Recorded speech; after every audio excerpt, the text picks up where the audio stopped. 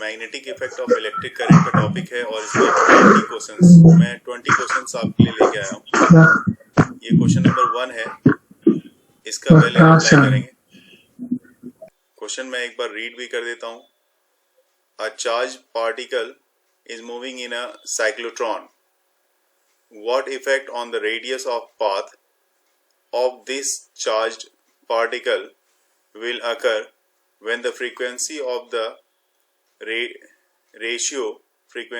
ratio field is doubled? इस question को तो डिस्कस करेंगे ही, इसका आंसर भी मैं बताऊंगा, आपको भी बताना है। और इससे पहले एक चीज और बता दूं यहाँ पे कि इस बार के सिलेबस में साइक्लोट्रॉन नहीं है, तो कोई दिक्कत नहीं है तो कोई बात नहीं, लेकिन यहाँ पे क्वेश्चन आया हुआ है और हमने स्टडी किया हुआ है तो हम अटेम्प्ट कर सकते हैं। ऑप्शन है option first, it will also be doubled, B it will be halved, see it will be increased by 4 times and D it will remain unchanged. सही बताया कि remain unchanged, it will remain unchanged, क्योंकि जो frequency है वो उस पर depend नहीं करती है, रेडियस पे, पाथ ऑफ रेडियस जो है उस पर डिपेंड नहीं करती है, उससे इंडिपेंडेंट होती है। उसके फॉर्मूले में भी ये पाथ रेडियस है ही नहीं, साइक्लोट्रॉन है। और साइक्लोट्रॉन की थ्योरी यहाँ पे मैंने दिखाई हुई है। देखो टाइम पीरियड और ये फ्रीक्वेंसी है, फ्रीक्वेंसी में आप देख रहे हो ये लिखा हुआ है F = 1/T Q/B/2πm, मतलब ये पाथ से इंडिपेंडेंट है। टाइम पीरियड भी आप देखो, टाइम पीरियड भी पाथ से इंडिपेंडेंट, रेडियस से इंडिपेंडेंट है, तो टाइम पीरियड और फ्रीक्वेंसी दोनों ही इंडिपेंडेंट है, इसलिए आपका जो दिया हुआ क्वेश्चन है वो अनचेंज रहेगा। क्वेश्चन नंबर 2 आपके पास दिया हुआ है, which of the following is not correct about cyclotron. देखो करेक्ट तो बहुत कुछ आसानी से आप बता सकते हो कि करेक्ट क्या है, जब नॉट करेक्ट की बात या इनकरेक्ट की बात आती है तब कंफ्यूजन होता है।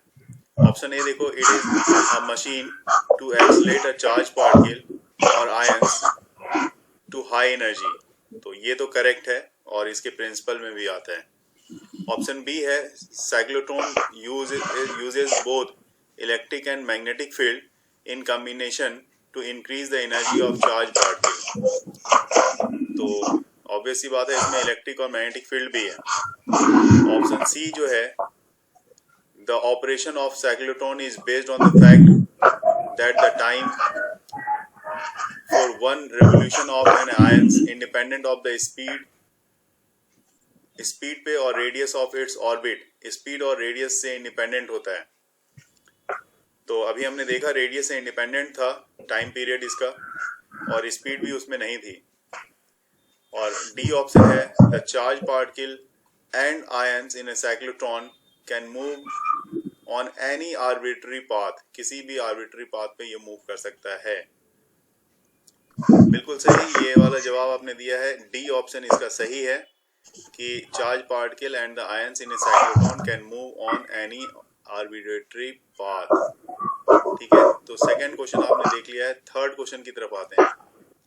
ये देखो क्वेश्चन नंबर 3। क्वेश्चन नंबर 3 आपको बताना है कौन सा इसमें सही होगा। ये बता रहा है कि if an electron is moving with velocity v produces a magnetic field B, then, और ये 4 ऑप्शन है यहाँ पे, the direction of field B will be the same as the direction of the velocity, the direction of field B will be opposite to the direction of velocity, the direction of field B will be perpendicular to the direction of velocity, the direction of field B does not depends upon the direction of velocity। इसका सही answer C है कि direction of B जो होगी, magnetic field जो होती है, magnetic field ऊपर से नीचे इस तरफ से आती है, ऊपर नॉर्थ होता है नीचे साउथ होता है, और वेलोसिटी इस डायरेक्शन में होती है, ऐसी होती है, तो वेलोसिटी के परपेंडिकुलर होता है, इसलिए ऑप्शन जो होगा इसका सी ऑप्शन सही होगा। देखो क्वेश्चन में जो बताया गया है, पूछा गया है कि current flows through a uniform square, ये यूनिफॉर्म स्क्वायर सभी में है, square frames as shown in the figure, in which case of the magnetic field at the centre of the frame is not zero. किस case में जो magnetic field होगी, जो frame square frame दी हुई है उसमें वो जीरो नहीं होगी, ये क्वेश्चन पूछा गया है। अगर मैं इसके लिए बोलूं तो इसकी मैग्नेटिक फील्ड इसके बाहर ही है, ये जो वायर है इसकी मैग्नेटिक फील्ड इसके बाहर है, इसमें भी मैग्नेटिक फील्ड क्या है, इसके बाहर है। ठीक है, करंट यहाँ पे दिखा रहा है तो इसके कारण जो मैग्नेटिक फील्ड इसके बाहर दिख रही है, यहाँ पे भी बाहर दिख रही है। यहाँ पे भी देखोगे मैग्नेटिक फील्ड इसके बाहर ही दिख रही है, यहाँ पे भी बाहर दिख रही है। इसमें जब करंट इसमें जाएगा तो यहाँ से यहाँ जब करंट जाएगा तो मैग्नेटिक फील्ड जो होगी, ऐसे हाथ ऐसे रखोगे आप अपने थंब को इस तरह से, इस डायरेक्शन में दिखाते हुए, राइट साइड डायरेक्शन में, तो मैग्नेटिक फील्ड इधर ऊपर से ऐसी आती हुई अंदर की तरफ ऐसी जाएगी। तो यहाँ पे क्या होगी, नेट मैग्नेटिक फील्ड इसके कारण जो यहाँ से इंटर कर रही है और इसके कारण, दोनों के कारण मैग्नेटिक फील्ड की डायरेक्शन सेम होगी, जिसके कारण नेट मैग्नेटिक फील्ड यहाँ पे ऐड हो जाएगी। लेकिन इसमें भी मैग्नेटिक फील्ड यहाँ पे देख रहे हो, ये है यहाँ पे इस तरफ बाहर की तरफ, इसमें भी बाहर की तरफ, तो ये दोनों ही तरफ बाहर की तरफ है। इसमें एक सिंगल वायर से इस तरह से जा रही है, तो नेट मैग्नेटिक फील्ड सेंटर पे कुछ ना कुछ होगी, जीरो नहीं होगी। तो ऑप्शन सी यहाँ पे सही ऑप्शन है। डिसीजन लिया कि ए और सी नहीं है, क्योंकि बी सर, एच नहीं है बिल्कुल। तो आपका कहना है कि बी होगा। आप क्या कहोगे अरुण, क्या होना चाहिए? सर बी और सी सेम ही तो लग रहे हैं। हाँ, लेकिन यहाँ पे इनक्लोज लिखा हुआ है, इसलिए यहाँ पे इनक्लोज का सिंबल बना हुआ है। तो बी आपने जो अगर कहते हो तो बी ज्यादा सटीक है, क्योंकि यहाँ पे इनक्लोज का सिग्नल बना हुआ है, लेकिन GNC लिखा हुआ नहीं है इसमें। तो बी आपका सही है, क्योंकि जब कोई करंट कैरिंग वायर होगी तो उसमें एक मैग्नेटिक फील्ड की जो लूप बनेगी वो इनक्लोज लूप बनती है, कंप्लीटली क्लोज लूप बनती है इस तरह से, इसके सराउंडिंग्स में, करंट कैरिंग वायर के सराउंडिंग्स में। तो बी ऑप्शन आप अगर बोल रहे हो तो ये सही ऑप्शन है। तो क्वेश्चन आप देख लो एक बार पहले, क्वेश्चन क्या कह रहा है। क्वेश्चन में आपके पास दिया हुआ है कि two identical current carrying coaxial loops हैं carrying current I in opposite sense. A simple Amperian loop passes through both of them, once calling the loop C. Then which statement is correct? Option A है H.dl। तो जैसे H.dl का मामला तो आप पहले ही हटा दो, इसमें है ही नहीं, है कि नहीं, H.dl है नहीं। अब रह जाता है B.dl independent of sense C. There may be a point on C where B and DL are parallel. एक पॉइंट C होगा जहां B और DL दोनों पैरेलल होंगे, ऐसा बोला जा रहा है। और D ऑप्शन को भी मैं हटा रहा हूं। अब आपके पास दो ऑप्शन है, आप 50-50 कर लो, बता दो कि कौन सा सही होगा। बिल्कुल, यहाँ पे इंटीग्रेशन का जो पार्ट है, अगर इसमें भी इंटीग्रेशन लगेगा, देखो इंटीग्रेशन ऑफ B.dl, तो किसी भी क्लोज लूप के लिए ये इंडिपेंडेंट होता है सेंस ऑफ C से। C कहने का मतलब कॉलिंग C, इसको आप बोलते हो कि जिसमें एम्पीरियन लूप है, पास कर रहा है through both of them, once is calling C, इसमें से एक को C आप बोल रहे हो, तो उस C से ये इंडिपेंडेंट होता है, इंडिपेंडेंट ऑफ सेंस C। हालांकि जब इसकी बात मैं करूं तो इसमें भी थोड़ा कंट्राडिक्शन आपको जरूर मिल रहा होगा, क्योंकि जब आप लूप लेते हो तो जो मैग्नेटिक फील्ड की डायरेक्शन होती है उसी डायरेक्शन में DL भी होता है। तो मैग्नेटिक फील्ड और DL दोनों एक डायरेक्शन में होते हैं, तो यहाँ पे एक थोड़ा सा कंफ्यूजन जरूर देखने को मिलता होगा। लेकिन यहाँ पे कहा, कंडीशन लगा दिया, मे भी बोल रहा है, ऐसा नहीं, मे भी नहीं है, दिस वन इज एग्जैक्टली, दोनों एक दूसरे के पैरेलल होते हैं, मे भी कहना थोड़ा गलत होगा। और लेकिन ये 100% सही है, बी वाला ऑप्शन। क्वेश्चन में आपका कहना है कि C और D नहीं होगा, तो चलिए मैं इसको C और D को क्रॉस कर रहा हूँ। अब दो ऑप्शन है, दो ऑप्शन में से सिलेक्ट करना है। वायर आपकी सिलेंड्रिकल है, और सिलेंड्रिकल वायर में आपको ये देखना है कि ये जैसे एक सिलेंड्रिकल, ये सिलेंडर बना दिया मैंने, तो इसकी जो रेडियस होगी आपकी, उस रेडियस को ध्यान में रखते हुए आपको डिसीजन लेना है कि रेडियस तक क्या ये, अगर ये रेडियस तक यूनिफॉर्म होती है तो यहाँ तक देखेंगे, ये सेंटर से इसके एक्सिस से, है ना, ये इसकी एक्सिस होगी, तो और रेडियस से बाहर चली जाएगी तो क्या होगा, यहाँ तक तो इसका कैपिटल R रेडियस होगा, है ना। तो मैग्नेटिक फील्ड ये जो है y एक्सिस में हर किसी को मैग्नेटिक फील्ड से रिप्रेजेंट किया गया है। तो यहाँ पे मैं बताऊं, जहां तक रेडियस होती है वहां तक मैग्नेटिक फील्ड जो होती है धीरे धीरे इंक्रीज करती है। तो धीरे धीरे इंक्रीज करती है, कांस्टेंट नहीं रहती। तो ऐसा नहीं कि यहाँ से यहाँ तक पूरी हर जगह पे मैग्नेटिक फील्ड कांस्टेंट रहेगी। रहा था कि ये जैसे जैसे आप सरफेस पे आओगे मैग्नेटिक फील्ड इंक्रीज करेगी, यूनिफॉर्मली इंक्रीज करेगी। तो यूनिफॉर्मली इंक्रीज करने का कंडीशन यहाँ पे है, और जैसे आप बाहर जाओगे, जैसे जैसे बाहर जाते जाओगे डिस्टेंस बढ़ती जाएगी, तो वहां पे मैग्नेटिक फील्ड आपकी कर्व के हिसाब से मतलब डिक्रीज करेगी इस स्लोप के हिसाब से। तो बी ऑप्शन आपका जो है ये इसके लिए सुटेबल है। तो यहाँ पे आप दिखा सकते हो B directly proportional to radius, inversely proportional to further distance, जो कि आगे आने वाले समय में डिस्टेंस दिखाएगा ये। नेक्स्ट क्वेश्चन है क्वेश्चन नंबर 8। ये क्वेश्चन है आपका the nature of parallel and anti parallel current are. तो parallel current repels and anti parallel currents attract. Parallel currents attract, anti parallel currents repel. Both current attract, both current repel. कौन सा option सही होगा इसमें से? Sir parallel current attract and anti parallel repel. बिल्कुल सही बात, ऑप्शन बी सही है। पैरेलल करंट कैरिंग वायर जो होती है वो एक दूसरे को अट्रैक्ट करती है क्योंकि फोर्स दोनों का एक दूसरे के डायरेक्शन में लगता है, जबकि एंटी पैरेलल करंट जो है वो एक दूसरे को रिपेल करती है। यहाँ आप देख रहे हो दोनों वायर हैं, ए बी सी डी, दो वायर हैं। दोनों वायर में एक दूसरे की तरफ फोर्स लग रहा है। ये फोर्स F2 जो है वो ए बी वायर की तरफ लग रहा है, जबकि F1 फोर्स जो है सी डी वायर की तरफ लग रहा है। तो दोनों अपोजिट एक सेम डायरेक्शन में करंट लग रहा है, तो फोर्स दोनों एक दूसरे को अट्रैक्ट कर रहे हैं। उसी तरह से जब अपोजिट डायरेक्शन में लगेगा तो इसमें आप लेफ्ट हैंड फ्लेमिंग रूल लगाओगे, जिसमें आप मैग्नेटिक फील्ड की डायरेक्शन इसमें इनटू द पेपर, जैसे ये B1 इनटू द पेपर है, करंट अपवर्ड डायरेक्शन में है, तो आप इस तरह से दिखा सकते हो। यहाँ पे अगर चाहोगे कि ये देखो करंट जो है वो अपवर्ड डायरेक्शन में है, ठीक है, ये अपवर्ड डायरेक्शन में करंट की डायरेक्शन है, ये वाली, ये करंट होता है, तो करंट की डायरेक्शन अपवर्ड है। मैग्नेटिक फील्ड ये वाली है जो आपके अंदर की तरफ है, ये मेरा लेफ्ट हैंड है, और तो फोर्स आपका लग रहा है इस तरफ। तो यहाँ पे आप देख रहे हो फोर्स लग रहा है, ऑरेंज कलर से मैंने फोर्स दिखाया F2, तो ये इस तरफ लग रहा है। उसी तरह से पहले वाले वायर पे जो AB पे जो फोर्स लग रहा है वो ब्लू कलर से देख रहे हो F1 लग रहा है, जो CD की तरफ लग रहा है। तो इस तरह से दोनों फोर्स ऑफ अट्रैक्शन लगाएगा। जब दो वायर में सेम डायरेक्शन में करंट फ्लो होगी, पहले करंट वायर होनी चाहिए, तो वो फोर्स एक दूसरे को अट्रैक्ट करता है। मैं आपको फार्मूला भी दिखा देना चाहूंगा, फार्मूला कौन सा लग रहा है। ये देखो फार्मूला है F2 equal to mu naught I1 I2 upon 2 pi R into L, और अगर फोर्स पर यूनिट लेंथ पूछा गया तो F2 बाई L कर दोगे, mu naught I1 I2 upon 2 pi R। Even same दूसरे वाले में अगर एंटी पैरेलल डायरेक्शन में भी करंट होता है तो फार्मूला वही होगा, फार्मूले में कोई दिक्कत नहीं आएगी। बेशक वो फोर्स ऑफ रिपल्सन लगाएगा, लेकिन फार्मूला यही फार्मूला लगेगा जो F2 के लिए लग रहा है, F1 के लिए भी वही फार्मूला अप्लाई होगा। अगला क्वेश्चन देख सकते हो, क्वेश्चन नंबर 9।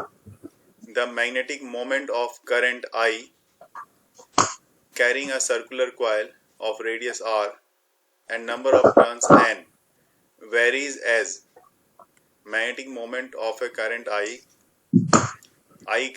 carrying coil जो है रेडियस R है, नंबर ऑफ टर्न्स जो है उसमें N है, वो किस तरह से वेरीज कर रहा है। ऑप्शन आपके पास 1/r स्क्वायर, 1/r R और R स्क्वायर।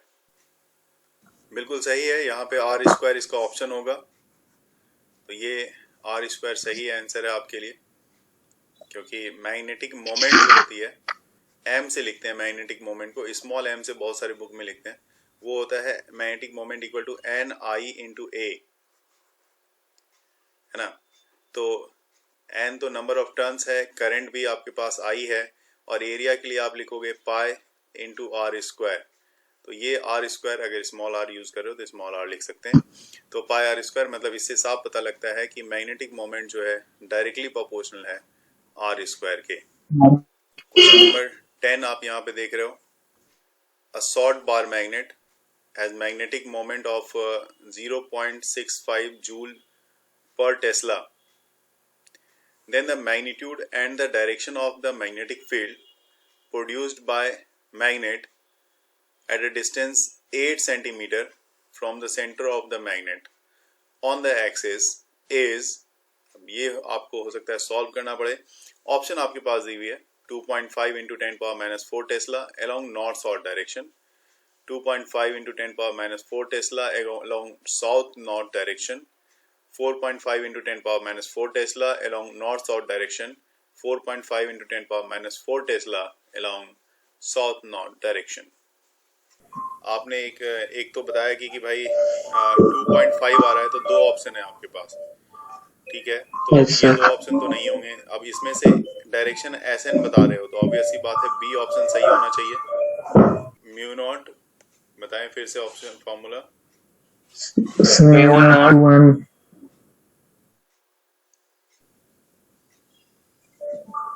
आवाज नहीं आ रही है। Mu naught 2m 2m upon 4 pi dq. ठीक है, Yes, sir. ठीक है, बिल्कुल ठीक। तो डायरेक्शन एक बार, अगर आपको अरुणेश कहीं कंफ्यूजन है तो डायरेक्शन अप्लाई करके देखो, पता लग जाएगा कि एसएन की तरफ ही डायरेक्शन इसका होना है, साउथ टू नॉर्थ। क्योंकि आपको मैंने वहाँ पे एक रूल बताया था बायोट सावर्ट लॉ में, जब मैं स्टडी करा रहा था, तो ऑस्ट्रेट एक्सपेरिमेंट बताया था, जहाँ पे कि मैंने डायरेक्शन के बारे में बताया था कि किस तरफ निडल की डायरेक्शन अगर करंट करता है एक सर्टेन डायरेक्शन में, स्नो रूल बताया था मैंने। स्नो रूल आपको याद होगा, तो इस स्नो रूल को यहाँ पे आप फॉलो करोगे तो आपको पता चल जाएगा। चलिए आते हैं क्वेश्चन नंबर 11 में। Question number 11, a current carrying loop is placed in a uniform magnetic field. The torque acting on it does not depends upon, torque किस पे डिपेंड नहीं करता है, एरिया पे, वैल्यू ऑफ करंट पे, मैग्नेटिक फील्ड पे, none of these. Torque का formula याद रखने के लिए मैंने बोला भी है, टॉर्क जो होता है बिना साइन थीटा के टॉर्क नहीं होता, मतलब BINA, बिना साइन थीटा टॉर्क नहीं हो सकता। तो देखो B है इसमें, मतलब मैग्नेटिक फील्ड है, करंट भी है, वैल्यू ऑफ करंट भी दी हुई है, एरिया भी दी हुई है, एरिया दी है, नंबर ऑफ टर्न्स तो होगा ही, क्योंकि यूनिफॉर्म करंट कैरिंग लूप है, नंबर ऑफ टर्न्स तो होगा ही, तो बच गया इसमें नन ऑफ दीज। तो सिर्फ आपका यहाँ पे किस पे डिपेंड नहीं करेगा, तो इसमें से कोई ऐसी चीज नहीं है जिस पे डिपेंड नहीं करेगा, सब पे ये डिपेंड कर रहा है, तो नन ऑफ दीज इसका ऑप्शन होगा। क्वेश्चन नंबर 12 स्क्रीन पे आप देख रहे हो, यहाँ पे ये कह रहा है कि in a moving coil galvanometer the deflection को 5 से रिप्रेजेंट किया गया है on a scale by a pointer attached to the spring. अब इसके लिए डिफ्लेक्शन का फॉर्मूला आपको क्या है, ये आपको यहाँ पे देख के बताना पड़ेगा। जैसे ऑप्शन देख सकते हो, NA/KB इंटू आई, N/KAB इंटू आई, NAB/K इंटू आई, और ये है आपके पास NAB इंटू KI। ये आपके पास ऑप्शन दिए हुए हैं। आपका कहना है C, NAB Yes, sir. Upon में K इंटू आई। बिल्कुल सही बताया आपने, ये ठीक है आपका। और डिफ्लेक्शन का और भी फॉर्मूला है, वो मैं दूसरा दिखाऊंगा, लेकिन डिफ्लेक्शन के लिए यही है, NAB/K इंटू आई। सी ऑप्शन सही है। तो चलिए अभी मूविंग कॉइल गैल्वेनोमीटर का एक और क्वेश्चन आपके पास यहाँ पे है, क्वेश्चन नंबर 13 आप देख लो। अब moving coil galvanometer can be converted into ammeter. Ammeter में कन्वर्ट करने के लिए क्या करते हो आप इसको, एमीटर के बारे में क्या लिखा है, an ammeter is a low resistance galvanometer, it is used to measure the current in a circuit. A galvanometer can be converted into ammeter by using the low resistance wire in parallel with the galvanometer. Parallel connect कर रहे हो आप galvanometer के साथ, तो वो ammeter बनता है, राइट। ये ऑप्शन को देख के आपका रिप्लाई करना बड़ा आसान हो जाएगा। हाँ, क्या ऑप्शन होगा सर? बी। बी बिल्कुल ठीक है। ये शंट रेजिस्टेंस जो है, जो स्मॉल वैल्यू की है, उसको पैरेलल में आप कनेक्ट करते हो। The conversion of moving coil galvanometer into volt meter is done by, तो ऑब्वियस ही बात है यहाँ पे इसको सीरीज में करना पड़ेगा, तो फॉर्मूला भी आप इसका नोट कर सकते हो। और यहाँ पे दिया हुआ है कि a voltmeter is high resistance galvanometer, it is used to measure the potential difference between 2 points of a circuit in volt. और ये आपके पास देखो सीरीज में कनेक्ट किया हुआ है गैल्वेनोमीटर के साथ, ये जो शंट है रेजिस्टेंस है सीरीज में कनेक्ट किया गया है। और आर की अगर मतलब इस शंट की वैल्यू चाहिए तो R equal to V/IG minus capital G। और अगर IG चाहिए, मतलब गैल्वेनोमीटर से होके कितना करंट जा रहा है, तो वो इस तरह से आप यहाँ पे इस फॉर्मूले से V/G+R से निकाल सकते हो आप। सीरीज के लिए होगा। ऑप्शन कौन सा टिक करूं मैं, बताओ जल्दी। क्या होगा? ए वाला sir A sir. Large value in yes sir. Series, large resistance की वैल्यू सीरीज में कनेक्ट करनी होगी, बिल्कुल सही बात। आते हैं क्वेश्चन नंबर 15 पे। When a magnetic compass needle is carried near to a straight wire carrying current, then the straight wire causes a noticeable deflection in the compass needle. और दूसरा दिया हुआ है the alignment of the needle is tangential to an imaginary circle with a straight wire as it is current as its currents has plane perpendicular to the wire. Option देख के आपको यहाँ पे 4 ऑप्शन है। 1 is correct, 2 is correct, both 1 and 2 is correct, neither 1 neither 2 is correct। बिल्कुल सही, दोनों ही सही हैं, both first and second are correct। ये ऑस्ट्रेट एक्सपेरिमेंट में आपने देखा होगा। अगला क्वेश्चन यहाँ पे देख सकते हो आप, यहाँ पे A strong magnetic field is applied on a stationary electron. Then the electron, अब इलेक्ट्रॉन क्या होगा, move in the direction of the field, remains stationary, move perpendicular to the direction of the field, moves opposite to the direction of the field। देखो, strong magnetic field apply किया गया है stationery electron के लिए। Yes sir. तो आपको अगर sir stationery ही रहेगा। F इक्वल टू फॉर्मूला आपने क्या स्टडी किया था, F equal to P Q V. Yes sir. बेशक आगे साइन थीटा लेते थे आप, लेकिन वेलोसिटी ही आपने जो इलेक्ट्रॉन की वेलोसिटी है उसको 0 ले रखा है, तो फोर्स क्या लगेगा इस पे? फोर्स तो 0 लगेगा तो सर स्टेशनरी रहेगा। फोर्स कुछ लगेगा नहीं, तो बिल्कुल वो स्टेशनरी रहेगा। क्वेश्चन नंबर 17 ये है, in an internal inertial frame of reference, the magnetic force on a moving charged particle F, its value in another inertial frame reference will be, क्या होगी इसकी? remains same, change due to the change in the amount of charge, change due to the change in velocity of the charged particle, और change due to the change in field direction। Change कर रहे तो change होगा, velocity पे depend करता है। बिल्कुल velocity पे डिपेंड करता है, अगर आप चेंज करोगे तो चेंज होगा, तो यहाँ पे ऑप्शन सी सही होगा, change due to the change in velocity of charge particle. Question number 18 है, which one of the following is correct statement about the magnetic force?